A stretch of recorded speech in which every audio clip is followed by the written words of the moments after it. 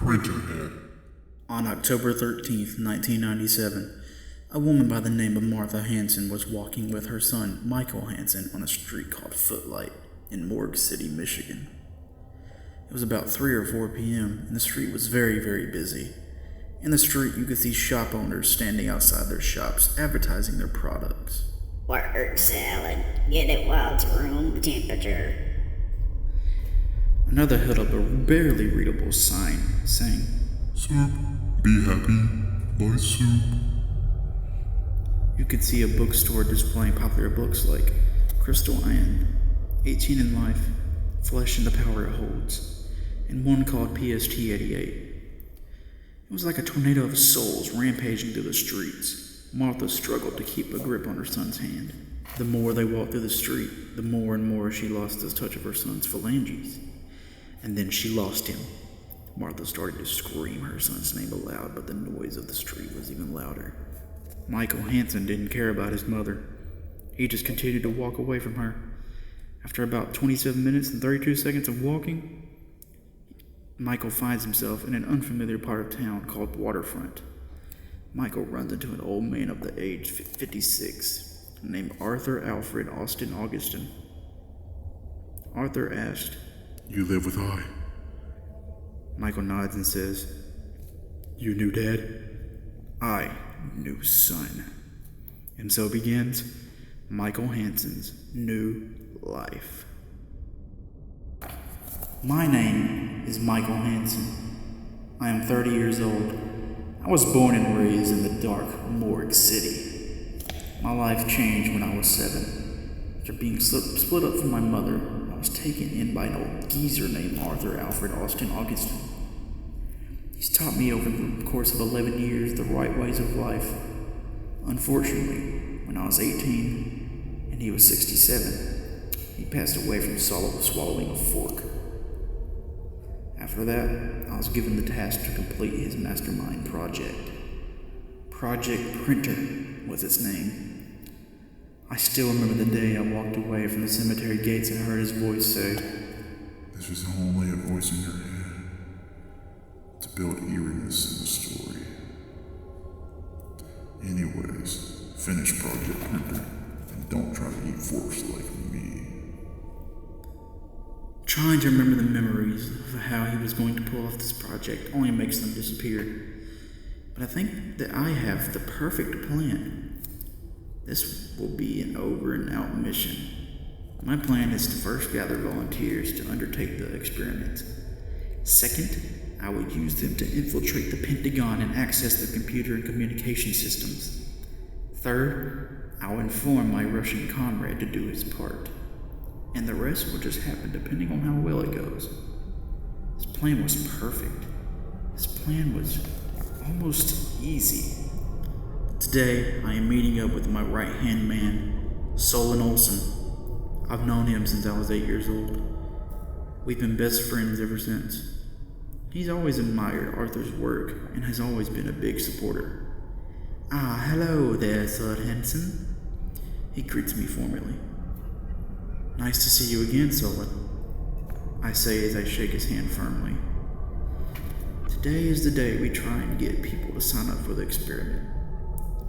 Today will be a very progressive day, Sir Hanson. No wasted time will be spent.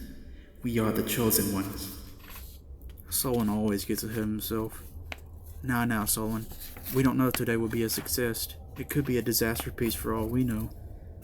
I say to Solon as we walk through Canals, a street that has a hangout that has always been popular with the police ever since the early 1900s. Ugh, I hate the Ruby Rabbit, sir. They play the worst music. I heard a few songs playing from there on occasions where I passed by it. To name a few, there was Burns Like a Buzzsaw Blade, The World is Dead, and WTYD.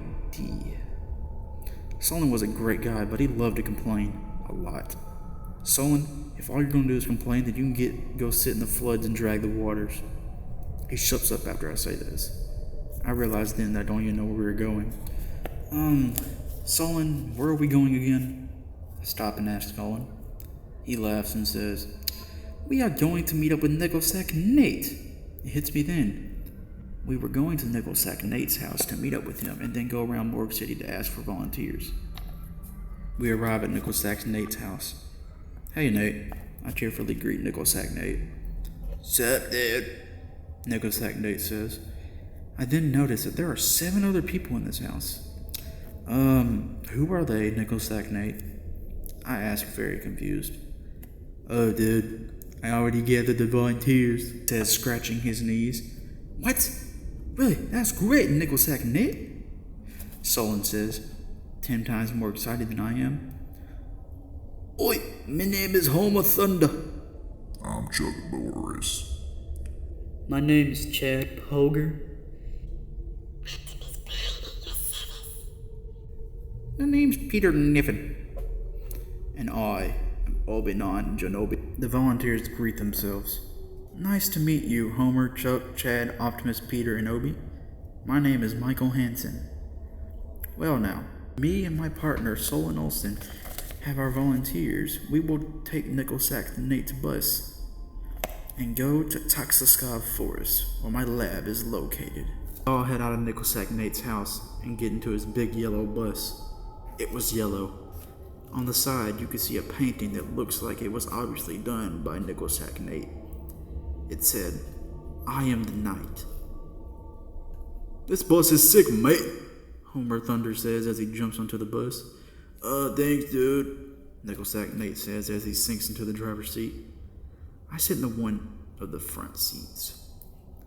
Optimus Prime Rib sits next to me. She smells like a sweet honey barbecue and looks like the world's brightest sight. This is the first time I felt like this. Was it love? If it is, then I hope this love will be as beautiful as the eyes of a panther. We arrive in Taxaskov Forest in approximately 43 minutes and 59 seconds. This place is dark, man, Chuck Norris says, walking out of the bus. Yeah, dude. You know who said that by now. I don't like it here, Peter Niffen says frantically. I feel like we just crossed the danger line, guys, Chad Poker says, being the last one out of the bus. Come on, fellas, this way. I lead them all into my lab. What's actually Arthur's lab. But he died. Yo, man, dude, this place is huge, Nickel Sack Nate says. Oi, look at the stage, Homer Thunder says, running up to the lab odd stage. Jimmy Hexagon played up there before, I say as I sit down at my main desk. Yo, seriously? Nickel Sack Nate says, astonished. The Jimmy Hexagon? The drummer? I nod to respond. Dollarback also played up there, but no one likes them, I say as I set up the experiment. Why are there so many, printers back here? Peter Niffen asked. This is part of our project, Sir Niffen, Solon responds to him, stealing my response. What a relief. What a thief. What? You guys have the movie Rust in Peace? Optimus Prime Rib asked, astonished.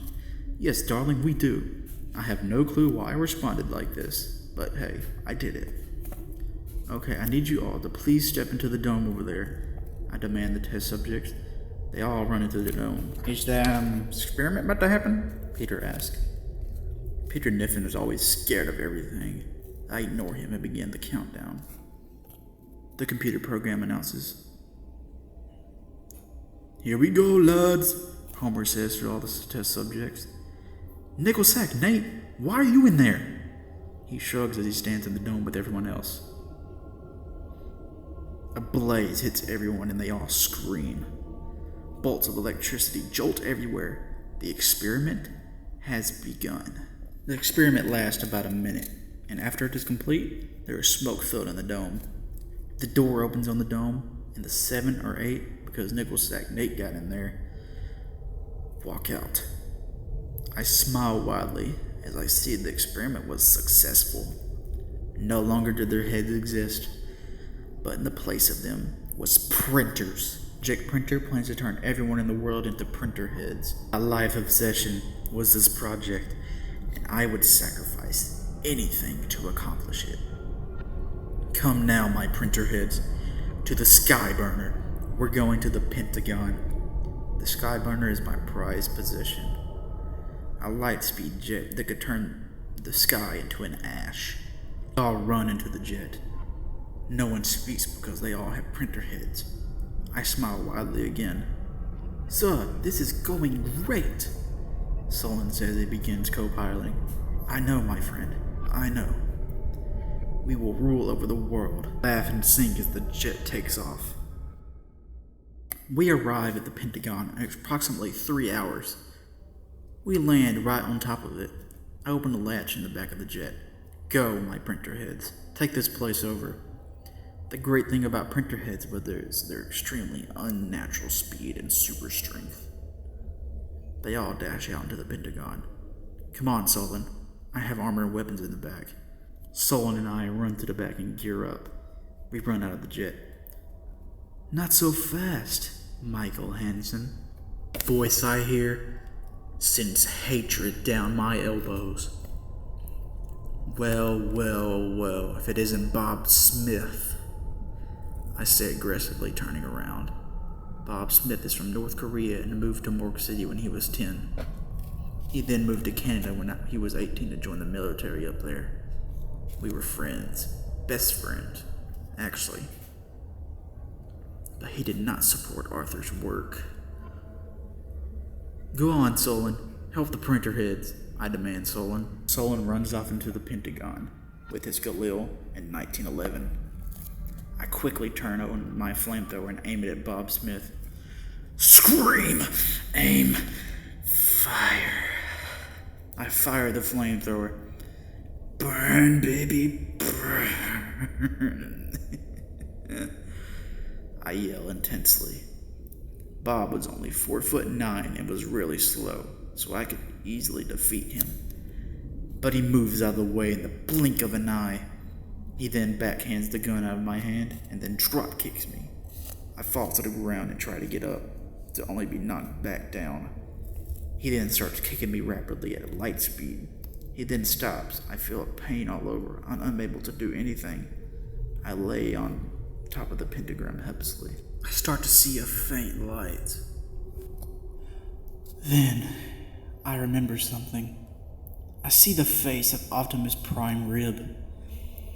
I start to feel again. I clench my fist and stand up. Omaewa Shindaru.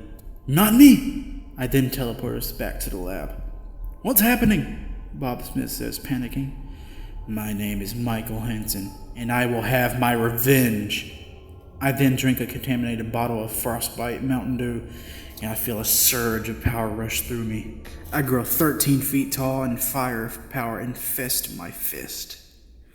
I grab Bob Smith and hurl him into the ground. I immediately start blasting him with the blaze cannon. Ah! I yell as I shot the fire. Bob Smith looks unaffected. My power of Mountain Dew runs out. I go back to normal size. When I land on the ground, I land into a giant cloud of smoke. I look around frantically in the smoke, coughing. It starts to clear, and I see Bob sitting at a piano. This is now a music fight, Michael Hansen, he says, then strikes a powerful chord. I see an electric guitar to my left and walk to it. I pick it up and also strum a chord. The chord rings throughout the forest. Bob smirks and begins playing fact. It deafens my ears and sends pain throughout my whole body. I then start playing the guitar. He mutes out a little bit of the piano, but it doesn't affect Bob. I must play faster. I start to then shred the axe. I see Bob start clenching up and struggling to play. I start to play so fast that it hurts me as well. Bob covers his ears and screams as I do a dive bomb on my guitar. It then explodes into ketchup and asparagus. I set the guitar down and it disappears. I take a deep breath and teleport back into the Pentagon. I teleport into the command center of the Pentagon, and I see all my printer heads watching the captured hostages. I smile wildly and go up to the main computer and call Victor Hansen, my own brother. I got in contact with him when I was about 23. He then moved to Russia a few years later to join their army. And he also tried to get them on side with me, and it worked. I call Victor. Hello, Michael. he says. Victor, is everything ready on your side? I ask patiently. Yes, my brother. We are all ready. I smile widely and nod. I turn to my Pinterheads. My comrades, the world we know is about to change. This will be the end of heartache.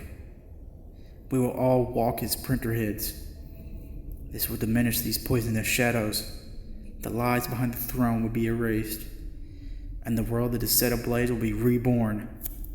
Now, let's do this, my friends. Printerheads cheer in Morse code, and I start the countdown with Victor.